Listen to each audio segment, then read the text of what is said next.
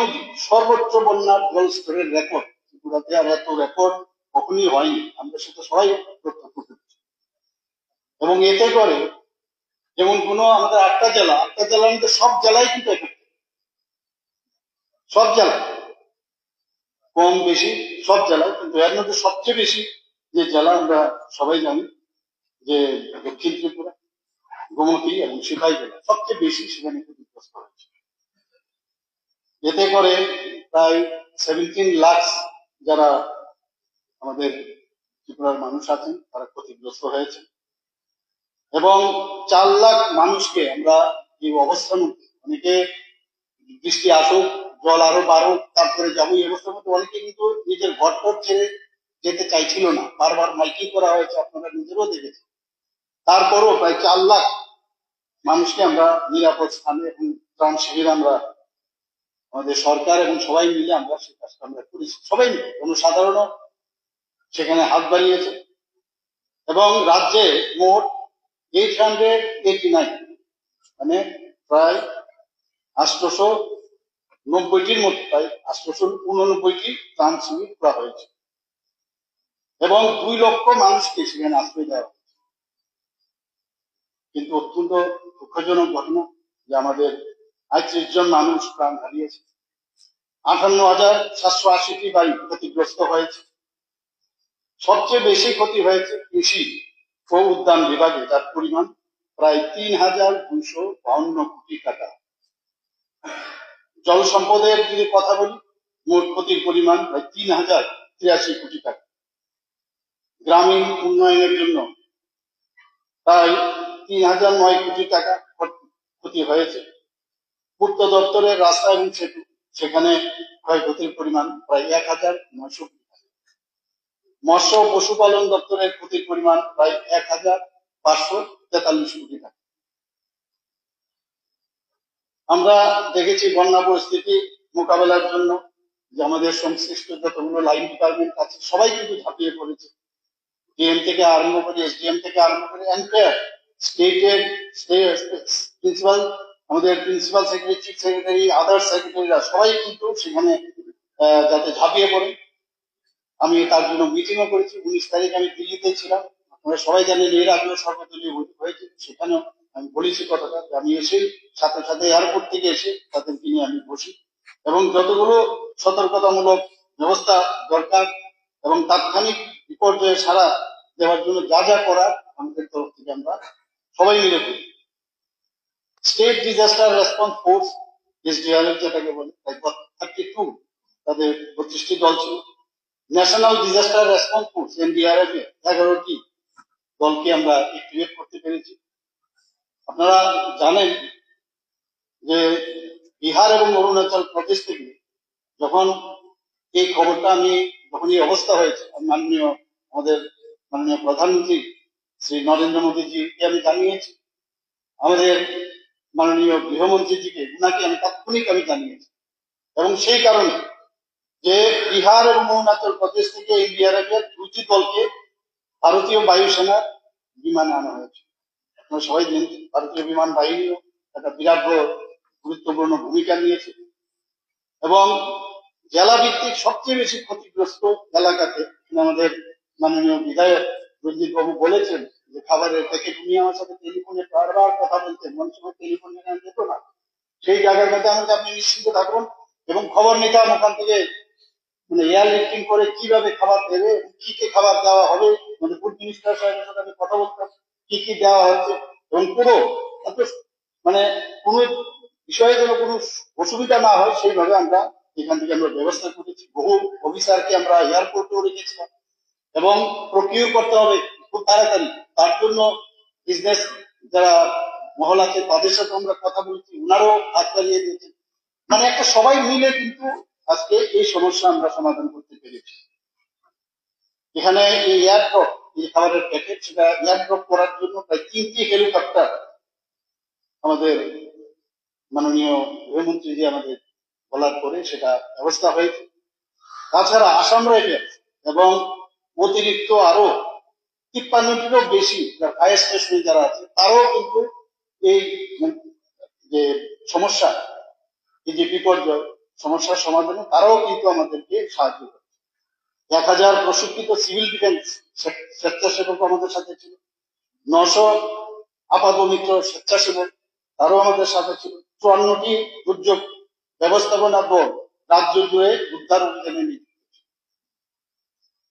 এখন যে বিষয়টা নিয়ে কথা হচ্ছে, we are also very much concern এবং যে জানতেও চেয়েছে অনেকে যে কি কত টাকা কি আসবে এবং আগামী দিন কত টাকা আসবে, তার যা আমার কাছে আছে আমি আপনাদের সামনে রিপোর্টটা তুলে ধরছি।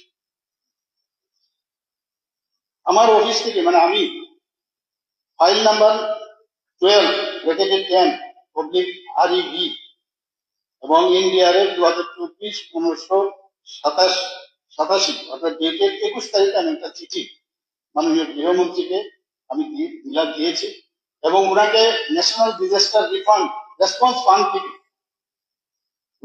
অনুরোধ করেছি কিছু দেওয়ার।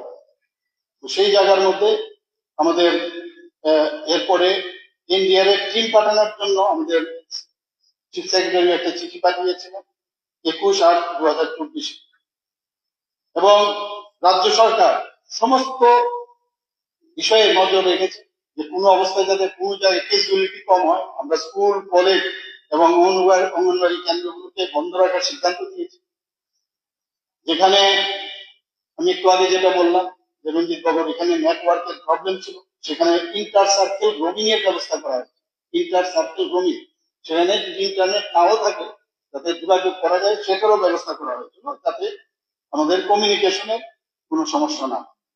ক্ষতিগ্রস্তদের মধ্যে ত্রাণ বন্টনের সুবিধার জন্য একটি NGO সমন্বয় কমিটিও গঠন করা হয়েছে এবং ত্রাণ শিবিরগুলিতে খাদ্য, বিশুদ্ধ পানীয় জল, জরুরি স্বাস্থ্য পরীক্ষা এবং স্যানিটেশন, এটা ভেরি ইম্পর্টেন্ট ওই সময়ে, সেই স্যানিটেশনের ব্যবস্থা হাইয়েস্ট লেভেলে সেখানে যাতে বজায় থাকে তারও ব্যবস্থা করা হয়েছে। রাজ্য সরকারের সর্বোচ্চ বন্যা পরিস্থিতি পর্যবেক্ষণ আমি নিজে সেটাকে করেছিলাম এবং হেলিকপ্টারও আমি যেসব জায়গায় একদমই যাওয়া যাবে না বাই রোডে, আমি প্রথম দিন 20 তারিখে ভেবেছিলাম যাবো, 19 তারিখ মিটিং করার পর, কিন্তু পরবর্তী সময় বললো যে আপনি যদি যান রাস্তার মধ্যে আটকে যেতে পারেন। তো সেই জায়গায় হেলিকপ্টার আমার যেতে হয়েছিল। আমি চেষ্টা করি যতটুকু বাই রোডে যাওয়ার, রেলে যাওয়ার আমি চেষ্টা করি, কিন্তু তখন কোনো অবস্থায় সম্ভব হচ্ছিল না। তো হেলিকপ্টারে আমি বিভিন্ন জায়গায় আমি সমীক্ষা করি এবং আপনারা জানেন 24শে আগস্ট 2024 আমরা সর্বদলীয় বৈঠক আহ্বান করি। আপনারা অনেকে অনেক প্রস্তাব রেখেছেন এবং আপনারা যে পূর্ণ সমর্থনে প্রতিশ্রুতিও আপনারা প্রদান করেছেন, সেটা আমি স্বীকার করতে আমি অবশ্যই স্বীকার করব। তাছাড়াও মুখ্য সচিবের সভাপতিত্বে তিনবার 3টি রাজ্য কার্যনির্বাহী কমিটির বৈঠক এবং মনিটরিং কিন্তু বারবার হয়েছে। আমি তো বারবার বলেছি, আপনি দেখুন যেটা বলা হচ্ছিল যে কোথাও ত্রাণ সামগ্রীর সমস্যা হচ্ছে কিনা, প্রপারলি ইউজ দেওয়া হচ্ছে, প্রপারলি ইউজ হচ্ছে কিনা মনিটর করার জন্য আমি নিজেও মনিটর করতাম বিষয়। এবং আমাদের যারা ক্যাবিনেট মিনিস্টার আছে ওনারাও নিজেরা নিজ জায়গার মধ্যে ওনারা করেছেন। এখানে আমাদের অর্থমন্ত্রী মহোদয় এখানে আছেন, ওনার থেকে আমাদের সবচেয়ে বেশি এখানে প্রবলেম হয়েছে আমাদের মাননীয় বিধায়ক ছিলেন। তো যেখানে যেখানে যে সমস্যা হয়েছে ওনারাও কিন্তু সেখানে প্রচুর পরিমাণে কাজ করেছে। তো যে চিঠি আমি যেটা বললাম, উল্লেখ করলাম, সেই চিঠির পরিপ্রেক্ষিতে এখানে ইন্টার মিনিস্ট্রিয়াল সেন্ট্রাল টিম এখানে 28 থেকে 31শে আগস্ট ওনারা এসেছিলেন এবং ক্ষয়ক্ষতির মূল্যায়ন করার জন্য রাজ্য পরিদর্শন করেছেন এবং ওনারা দক্ষিণ ত্রিপুরা, গোমতী, সিপাহীজলা এবং খোয়াই জেলাতেও তারা পরিদর্শন করে এবং পরবর্তী পর্যায়ে অতিরিক্ত ত্রাণ তহবিলের জন্য 13ই সেপ্টেম্বর 2024 ভারত সরকারের কাছে 7,081 কোটি টাকার একটি স্মারকলিপি ওনারা জমা দিয়েছে, যা বর্তমানে কেন্দ্রীয় সরকারের বিবেচনা। আমরাও চেষ্টা করছি, বারবার কথা বলছি এবং যেহেতু গভর্নমেন্টের এই প্রসেস গুলো একটু অনেকগুলো ওদের প্রসেসের মধ্যে যেতে হয়, হয়তো একটু লেট হচ্ছে, কিন্তু আশা করি আমরা সেই অ্যামাউন্ট আমরা পাবো। এবং বর্তমানে আমরা দেখেছি যে সেইভাবে রিলিজ করতে আমরা করে যাচ্ছি এবং আপনারা সবাই জানেন গত বিধানসভাতে আমি অধিবেশনে আমি বলেছি এবং এখানে কথা হয়েছে আমাদের আহ, যে ত্রাণ পুনরুদ্ধার এবং পুনর্গঠনের জন্য ইমিডিয়েটলি যাতে একটা প্যাকেজ আমরা বিভিন্ন ডিপার্টমেন্ট ওয়াইজ আমরা ঘোষণা করেছিলাম প্রায় 564 কোটি টাকা। এখানে এই বিষয়টা নিয়েও পরিষ্কার ভাবে মাননীয় বিধায়ক বলেছেন যে একটা হোয়াইট পেপার দেওয়ার জন্য। আমি এখানে যা যা বলবো অনেকটা আমি জানি না, আপনার যেটা চেয়েছেন সেটা আপনার মানে হয়ে যাবে, ইট উইল সাফাইস অর নট। আমি বলছি আপনাকে যে এখন পর্যন্ত বহির রাজ্য এবং বিভিন্ন সাধারণ মানুষ এবং বিভিন্ন সংস্থা থেকে প্রায় 34,98,লক্ষ টাকা মুখ্যমন্ত্রীর ত্রাণ তহবিলে আমরা পেয়েছি। এবং প্রথমে 12 কোটি টাকা আমরা রেভিনিউ ডিপার্টমেন্টকে দিয়েছি যাতে এটা ডিসপার্স করা হয় এবং যাতে বিপর্যয়গ্রস্ত যারা আছেন তাদের কাছে পৌঁছে দেওয়া হয়। এবং পরবর্তী সময়ে আরো 13 কোটি টাকা রাজস্ব দপ্তরকে এই মুখ্যমন্ত্রীর ত্রাণ তহবিল থেকে আমরা দিয়েছি। এখানে উল্লেখ করা যেতে পারে যে বিভিন্ন প্রদেশ থেকে আমাদের কিছু মাননীয় মুখ্যমন্ত্রীরা মানে ওনারা বলেছেন, সোশ্যাল মিডিয়াতে ওনারা বলেছেন, অরুণাচল প্রদেশ থেকে আমরা 5 কোটি টাকা পেয়েছি, অসম গভর্নমেন্ট থেকে 5 কোটি পেয়েছি, উড়িষ্যা থেকে 5 কোটি পেয়েছি, রাজস্থান থেকে 5 কোটি এবং উত্তরপ্রদেশ থেকে 10 কোটি। তো সেই অবস্থায় আমরা কিন্তু দিয়ে যাচ্ছি। এখন যে টাকাগুলো আসবে দিল্লি থেকে, সেন্ট্রাল থেকে যখন আসবে, এটা একটা প্রক্রিয়া চলছে। এর মধ্যে আপনারা যদি যান কোথাও গিয়ে দেখবেন যে রাস্তার মধ্যে আপনার বুঝতেও পারবেন না যে এত বড় বিপর্যয় হয়েছে, রাস্তা ঠিক হয়ে যাচ্ছে। আপনার কালকে আমি এখানে আমাদের মাননীয় মন্ত্রী বাহাদুর আছেন, প্রথমবাবু আছেন, কালকে বলছিলেন যে এত বড় বিপর্যয় হলো, সবজির দাম নাকি কম হয়, ধানও নাকি প্রচুর পরিমাণে আরো বেশি এবার ক্রয় করা হয়।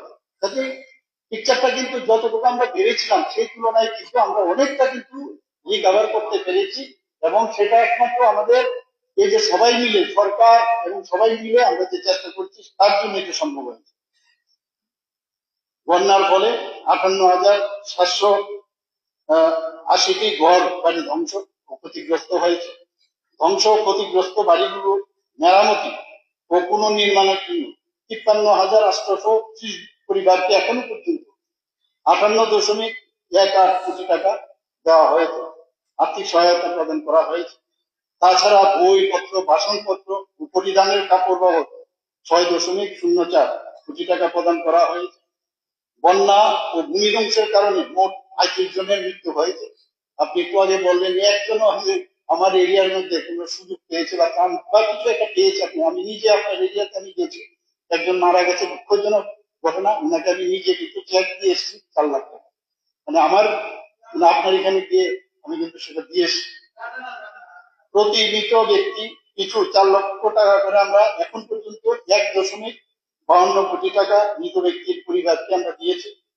তাছাড়া prime minister national relief fund থেকে 31 জন মৃত ব্যক্তির জন্য 2 লক্ষ টাকা করে প্রদান করে। কৃষি, এখানে আমাদের মাননীয় এগ্রিকালচার মিনিস্টার আছেন এবং আমাদের রঞ্জিত বাবু বলেছেন সবচেয়ে বেশি কৃষি দপ্তর থেকে এবং আমাদের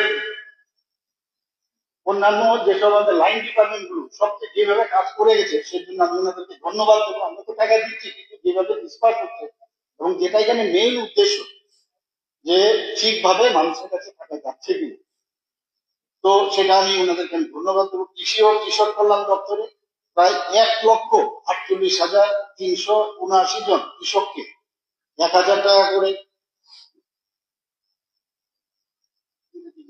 ডিবিটির মাধ্যমে সহায়তা প্রদান করা হয়েছে। তাছাড়া এতে করে প্রায় 1,483.79 লক্ষ টাকা আর্থিক সহায়তা দেওয়া হয়েছে।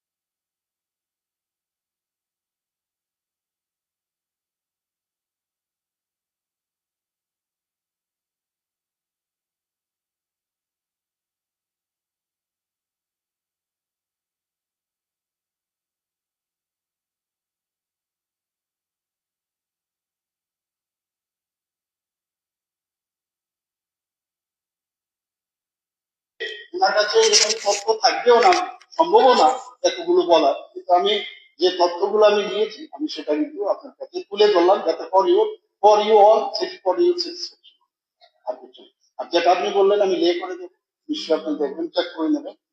এটা একটা, এই যে রাজ্য সরকার সমস্ত ক্ষতিগ্রস্ত যে পরিবারগুলো আছে, আমরা কে না চাই তাদের যাতে সমস্যা সমাধানের মাধ্যমে আমরা সরকারে থাকতে চাই, আমরা সব জায়গায় বলি এটা একটা চলবে চলবে, এই প্রসেসটা চলবে। আমরাও দিল্লির মধ্যে বলছি, ওনারাও চেষ্টা করছে, দুবার টিম এসছে, আবার আমরা যাচ্ছি বলছি, যখন টাকা আসবে নিশ্চয়ই আমরা দেখবো, কোথাও কোনো খামতি হবে না, এতটুকু আমি আশ্বাস দিচ্ছি। বললাম তো আমি কি কি পেলাম তো বলে দিলাম, থাকলে লিস্ট দিব, জ্ঞানচুরি করে নেবো। ঠিক আছে। আমি মাননীয় বিধায়ক শ্রী শ্যামল চক্রবর্তী মহোদয়কে ধন্যবাদ দেব এই আলোচনার জন্য। আপনি এখানে প্রাইভেট মেম্বার রেজলিউশন এখানে রেখেছেন, এখানে সবাই কিন্তু কিন্তু না, সবাই এখানে আলোচনা রেখেছেন। আসলে হোয়াট ইজ জিএল, এটা কিন্তু আজকে এখানে আলোচনার মাধ্যমে প্রকাশ পেয়েছে।